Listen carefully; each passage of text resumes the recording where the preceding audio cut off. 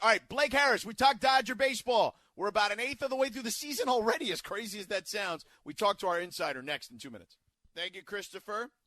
We'll switch gears, as we do every Thursday at this time, around 5:45, to talk to our pal Blake Harris. He's our Dodger insider. Follow him on Twitter, of course. You can follow him. Let me make sure I get it correct. At Blake Harris, TBLA. At Blake Harris, TBLA. And he's joining us here now. So, look, we're past 10% away. We're past the 10% mark through the season at this point, which is kind of wild to think about, that we're already 18 games in or whatever it is. What have you liked, and what has discouraged you to this point? Yeah, how's it going, guys? First off, great to be here for another week. How you guys doing? Also, currently watching the NFL draft along with you guys, and I agree, Scott, that kid that just made the Giants pick was absolutely phenomenal. How crazy he was going. That was awesome. Yeah, right. Switching things over now. I've been really impressed with the Dodgers starting pitching. I mean, I think I said this, the first week of the season. That was my biggest concern with them entering the year. I thought starting pitching was going to be their biggest question mark outside of Buehler, Kershaw, and Urias. I wasn't really looking forward to the number 4 and 5 options, but their starting rotation has been among one of the best in all of Major League Baseball so far this season. I'm not sure how long they can sustain that, but you've got to love how the Dodgers starters have looked so far to start the season. In regards to kind of not necessarily a disappointment, but their offense. I mean, I know that their offense is among one of the best, in all of baseball in regards to runs per game and all that kind of stuff, but they've been very streaky. A lot of their runs have been coming in one inning. They've been scoring 5, 6, 7 runs in one inning, and the rest of the game they've been only scoring, 0 runs or 1 run. This past week against Arizona, only scored 1 run over 2 games essentially. So they're hitting the ball, they're scoring runs, but I want to see it over the course of 9 innings as opposed to, like I said, 1 big inning that they've been doing early on this year. Yeah, but Blake, you talked about the back end of the starting rotation as a question mark coming in. I think also Bellinger, what was he going to be? And I think in this early part of the season, I mean, I don't know if it's going to be the whole year, but at least he's hot through the first 20 games, let's call it.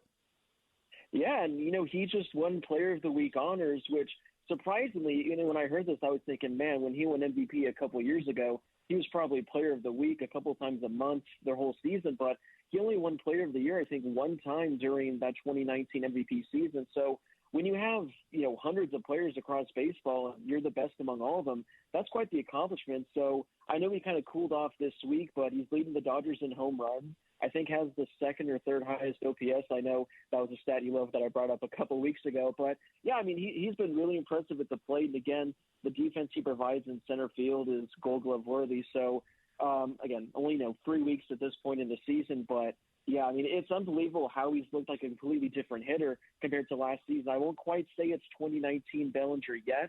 But if he's looking like this, maybe entering June, I think we can say he's officially back. Blake Harris, our Dodgers insider, joins us every week on Thursdays at 5:45. He's here with us now. Follow him on Twitter at Blake Harris TBLA. Look, Cody Bellinger is the perfect example of how baseball can be wacky. You can be the MVP one year and have a complete disaster of a season for a multitude of reasons another year, right?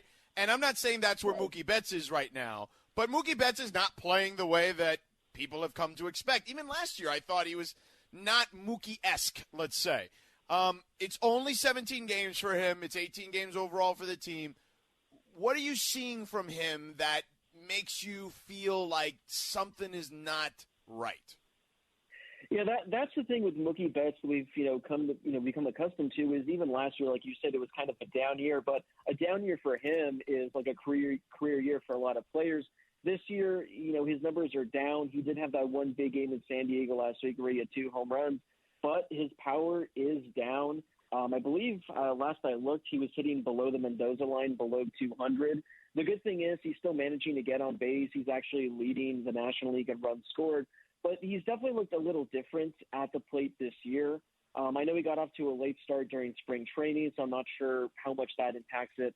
But again, it's been 3 weeks. This is the kind of guy where you don't really worry too much about him. You figure he's going to turn things around at the plate. But I am a little bit concerned. I know that a lot of people don't like to look at batting average as a main metric nowadays in today's game, but you don't want to be hitting below 200. I mean, that's borderline.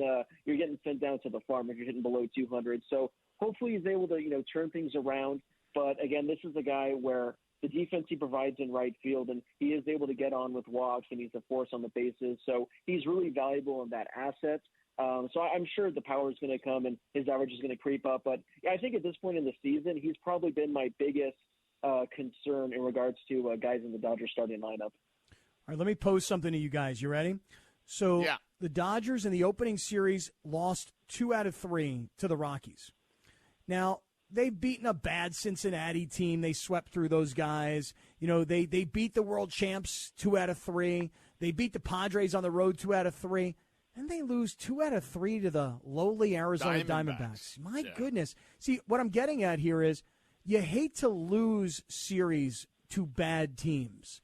And they've already lost 2 to bad teams. Any concern by anybody? Because those kinds of games could come back to bite you later in the season. You got to beat teams like Arizona and Colorado. Yeah, I completely agree, and I like what you just said about how games like this can come back to bite you at the end of the season. I've never understood how people have the take, the games in April, they don't matter all that much. It's the games later in the season. Well, we saw with the Dodgers last year, they lost the division by 1 game. So every game matters, whether it's in April, whether it's in September. And like you said, Scott, you got to beat the teams, let alone win the series against the teams like the D-backs that are likely going to be at the bottom of the National League. You don't have to sweep them, although it would be nice, but you absolutely cannot lose a series, let alone losing a series in which you essentially hand them 2 free wins. I mean, the Dodgers, they beat themselves. They were awful the final 2 games. The Rockies won, a few weeks ago. The Rockies were the better team a few of those games, so that's going to happen. But the Dodgers played horrible baseball. They were horrible defensively. They were horrible on the bases. And like I mentioned earlier, I think they scored 1 run over their final 18 innings. I mean, I feel like if the 3 of us went up there and we each got at bats for 18 innings, we could get at least a run, I think. I'm confident in that. Well, mostly because I think what would happen is I'd have to take one off the hip. Then George would have to take one off the shoulder. Then you'd have to probably take one, off the knee.